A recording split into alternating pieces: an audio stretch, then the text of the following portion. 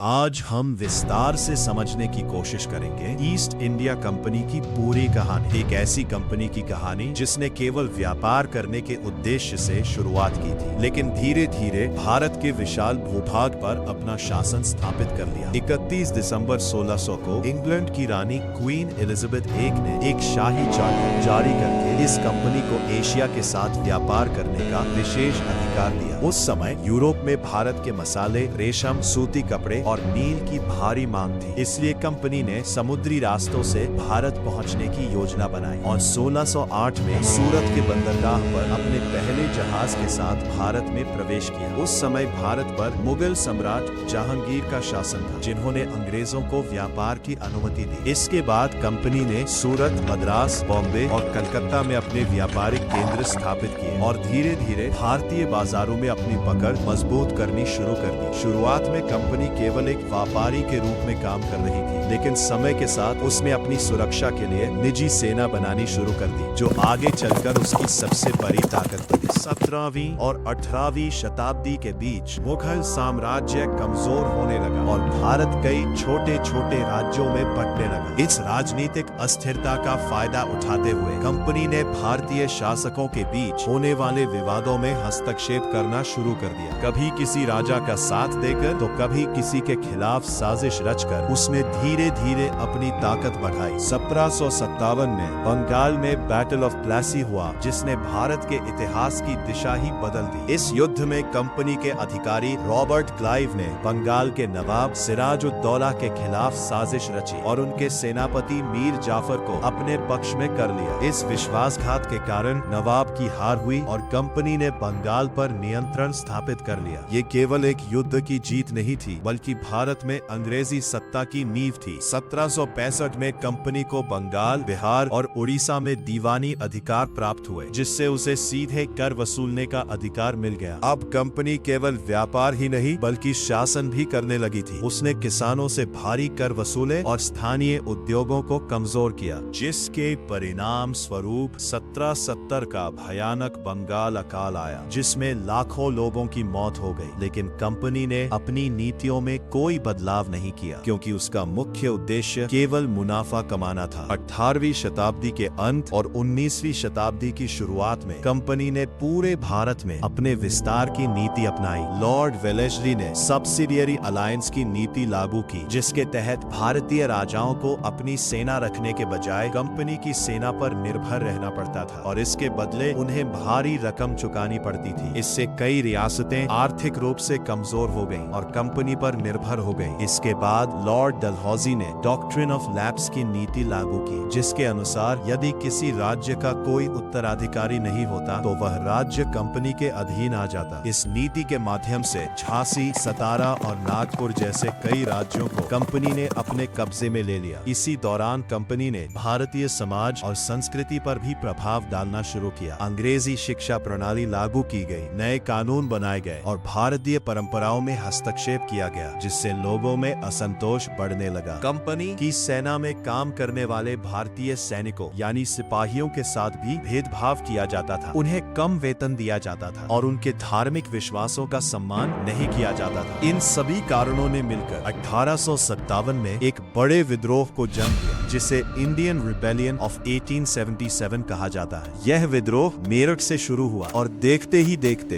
दिल्ली, कानपुर, झांसी और लखनऊ सहित कई क्षेत्रों में फैल गया। इस विद्रोह में रानी लक्ष्मीबाई, बहादुर शाह जफर और तात्या टोपे जैसे कई वीरों ने भाग लिया और कंपनी के खिलाफ संघर्ष किया। हालांकि यह विद्रोह अंततः सफल नहीं हो पाया, लेकिन इसने अंग्रेजों को यह एहसास करा दिया कि भारत पर एक निजी कंपनी के माध्यम से शासन करना अब संभव नहीं है। 1858 में ब्रिटिश सरकार ने ईस्ट इंडिया कंपनी को समाप्त कर दिया और भारत का शासन सीधे ब्रिटिश क्राउन के अधीन ले लिया। इसके साथ ही भारत में ब्रिटिश राज की शुरुआत हुई, जो लगभग 90 वर्षों तक चला। इस पूरी कहानी से हमें यह समझने को मिलता है कि कैसे एक व्यापारिक कंपनी ने धीरे धीरे पॉलिटिकल शक्ति हासिल की और एक पूरे देश को अपने नियंत्रण में ले लिया। यह केवल इतिहास की कहानी नहीं है, बल्कि यह एक चेतावनी भी है कि जब लालच, शक्ति और अवसर एक साथ मिलते हैं तो उनका प्रभाव कितना व्यापक और विनाशकारी हो सकता है। और आज के समय में जब हम आधुनिक कंपनियों और विश्व व्यापार की बात करते करते हैं तो हमें इतिहास से सीख लेकर यह सुनिश्चित करना चाहिए कि ऐसी स्थिति दोबारा न उत्पन्न हो। यही